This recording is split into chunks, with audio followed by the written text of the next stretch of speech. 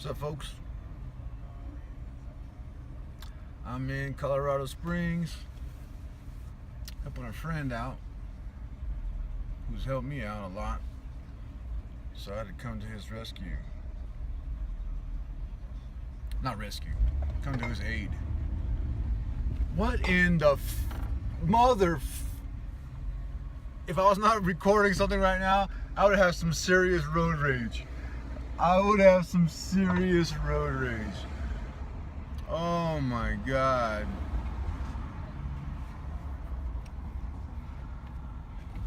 See, having a public life is having a good influence on me. See there, oh man. The person was just so slow, the light was so short. It's nobody's fault, I guess. I mean, all I had to do was wait a couple more minutes. Got too much background noise going on here. We gotta close this. There we go. All right. So my buddy's dad passed away, man, and I'm not gonna give any details. He put the obituary on Facebook, so I feel comfortable saying this, but I've only seen his dad a couple times, but being so close to my friend, you know, I felt like I knew his dad pretty well. We've talked on the phone, and he was getting up in age, but it was unexpected. So he is in his home state with his mother, family, handling business, and I'm dog sitting for a while I'm here. Kind of not a bad gig because I get to stay in his house, drink his booze, and use his Wi-Fi. So, but that's why I had to pull an Irish goodbye, and I used to do this all the time, and I didn't know what it was called. That it was called an Irish goodbye. But I would leave like, especially family gathering. I would leave a family get together and not say goodbye, just like fade into the crowd and be gone. That's an Irish goodbye, and apparently, and I did one in Boulder. I mean, I don't even know if anybody in Boulder even fucking cares that I was there. But there were some people at the gym that were kind of cool. You know, they knew my name. I don't know. They worked there. They're supposed to know my name. I don't know. But I just left. I had a burger last night. It was on a gluten-free bun. And I'm like, go to Colorado Springs. So I left last night at 7. And here I am, Colorado Springs. Stopped at Sportsman Warehouse. I've been hemming and hawing over this Volcano grill. I got it. So I'm gonna put it together once I get back to the house. It doesn't look easy to assemble. There's a lot of parts, but one reason why I decided to get the Volcano grill was because last night I threw away peat moss. Why did I have peat moss? Anybody know? Because you use peat moss in composting toilets, and that's what I had. I was making a big deal about it not too long ago, how I had to create or make or buy some kind of a toilet.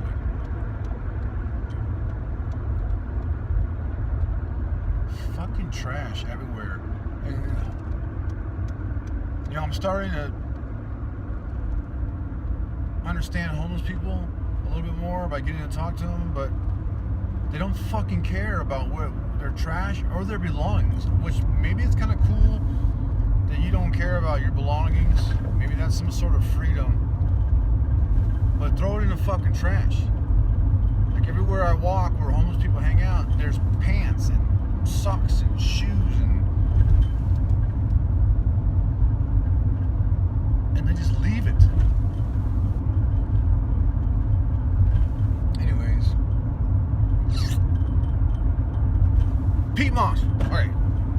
So the peat moss, I had to make this composting toilet because when I was starting this whole van life thing, all I had heard of was BMI, BLM.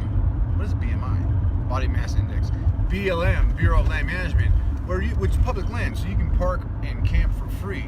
But Bureau of Land Management has a rule where you have to pack everything out. Right? You cannot leave anything at the campsite or where you're going to camp. That includes your waste. So you have to have a toilet with you. So I made a toilet out of a 3-gallon bucket, trash can liner, and peat moss. And I carried peat moss with me for almost a year to cover your shit. Right? You shit in the bucket. It's got peat moss in it, and then you throw peat moss on top of it, and it's a composting toilet. It's all organic material, and it starts to work. Peat moss is apparently alive. All right. So, but one of my rules is if you haven't used it in a year, it's got to go. And even though it hasn't quite been a year, it's pretty dang close. And I'm tired of carrying that dang thing around on the back of my van of peat moss. So I threw it away last night. By throwing it away, it made room for my Volcano grill. And hold on one second.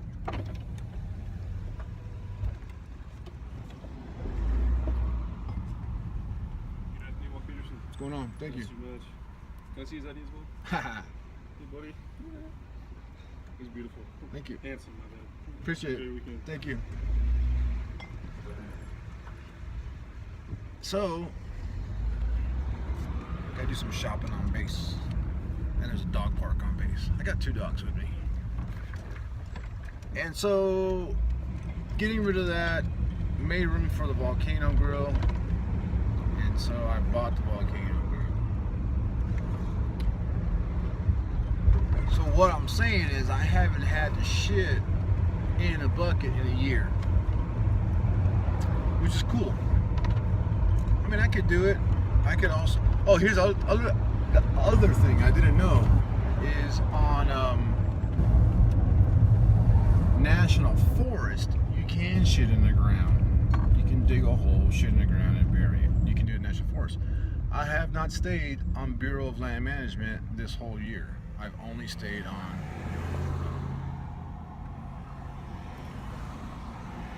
National Forest.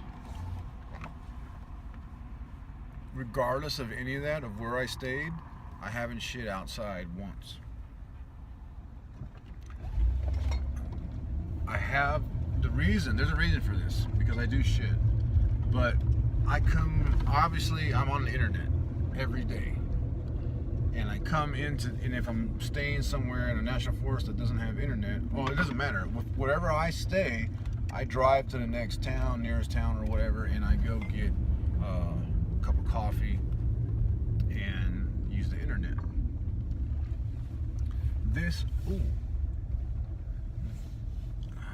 Everybody gets gas tanks on the left side like me.